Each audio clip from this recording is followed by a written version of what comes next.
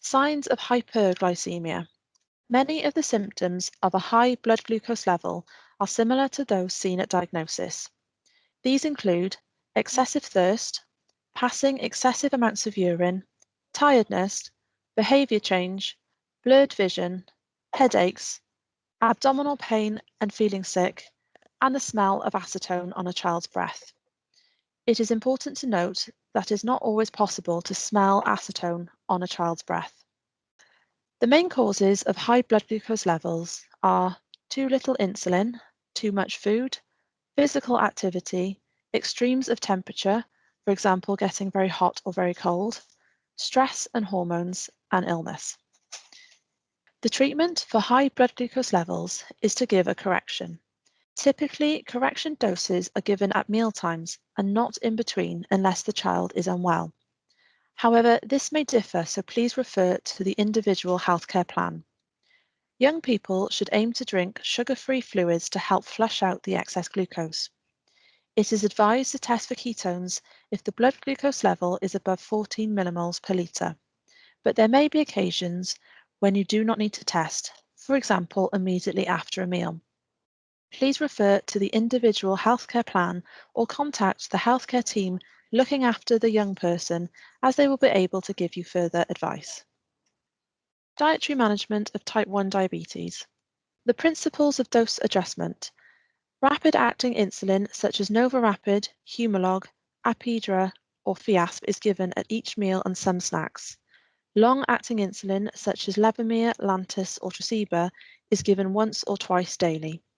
The amount of rapid-acting insulin will change depending on the blood glucose level before the meal and the amount of carbohydrates that the meal or snack contains.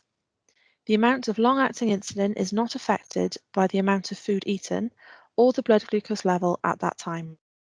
This dose doesn't vary from day to day, but may change over time as the young person grows. Food. Food consists of a mixture of nutrients. The ones that provide energy in the diet are protein, fat, and carbohydrate. It is important to eat a healthy, varied diet for long-term health. Young people with diabetes do not need a specific diet. The Eat Well guide, as shown here, provides a guide for a healthy, balanced diet. This is the same for everyone, regardless of whether they have diabetes or not.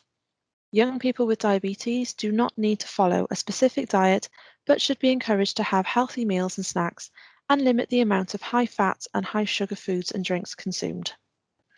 The digestion of food. Protein foods such as meat, fish, eggs, cheese, nuts, and soya are digested and broken down into amino acids. Amino acids only have a small effect on blood glucose levels. Fats such as margarine, butter, oil, and creams are broken down into fatty acids, which only have a small effect on blood glucose levels. All food containing carbohydrate will be broken down into glucose.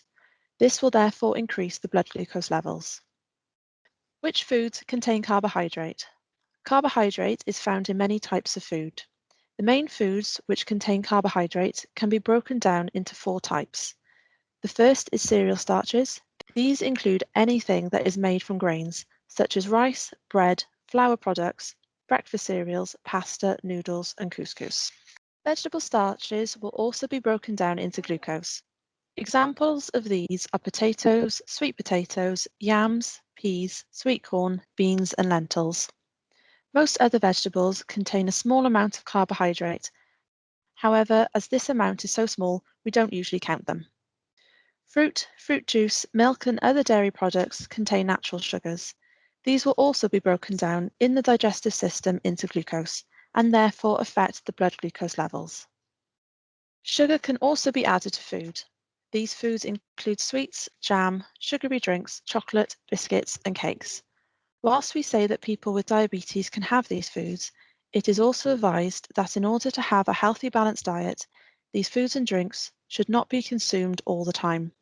Therefore, we advise choosing healthier snack options, such as a yogurt or fruit, and opting for sugar-free drinks. This table can be used as a quick reference guide for foods which do and don't contain carbohydrate. The aim of carbohydrate counting is to encourage a healthy, balanced diet whilst allowing the young person to choose the type and amount of food they wish to eat. Years ago, the management of diabetes included matching the amount of food to the fixed dose of insulin. This meant that the same amount and type of food needed to be eaten regularly. Today, we aim to match the appropriate amount of rapid-acting insulin, such as Novorapid, Humalog, Fiasp, or Apidra, to the amount of food eaten. This means that if the young person isn't very hungry and eats less food, less insulin is given. If they are hungry and eat more food, then more insulin would be given. This helps maintain the blood glucose levels. There are many resources available to assist with carbohydrate counting. These include books, food labels, manufacturer or restaurant websites, apps, and weighing scales. When using food labels, it is important to use the total carbohydrate value rather than the of which sugars value. This is because all the carbohydrate will be broken down into glucose, not just the sugar. Using the of which sugars value can result in an inaccurate dose of insulin being given. Do not round up on individual carbohydrate amounts. This is an example of a food label. Many labels will include the typical value for 100 grams of the product and information per serving. In this example, the packet of crisps weighs 30 grams. Therefore, as it is likely that the young person will eat the whole bag, the value given per 30-gram serving can be used. Again, the carbohydrate value rather than the of which sugar value needs to be used. Therefore, in this packet of crisps, there is 16.8 grams of carbohydrate. Some products may not provide the per serving information. Examples of this is on pasta or rice packets. Therefore, this calculation will need to be used. Firstly, the amount of carbohydrates per 100-gram value will need to be found on the food label. Please remember to check that this is the information for the product as it will be eaten. For example, please ensure that the information used for pasta or rice is for the cooked product. Once this value has been found, this number will need to be divided by 100. This gives you the amount of carbohydrate in 1 gram of the food. The portion that the young person is going to eat should then be weighed. To work out the amount of carbohydrate in the portion, multiply the answer from step 2, the amount of carbohydrate in 1 gram, by the answer for step 3, the portion size weight. The Carbs and Cals book and app are useful quick reference resources for carbohydrate counting. They contain pictures of food with different portion sizes and the amount of carbohydrate contained in the food. Digibeat. Digibeat is a video platform to share videos and educational resources about type 1 diabetes. The content is designed to help support children, young people and families self-manage their own diabetes by extending the reach of clinical teams online. On this website, there are additional videos for how to test a blood glucose level, how to give insulin, carbohydrate counting, treating a hypo, and many more.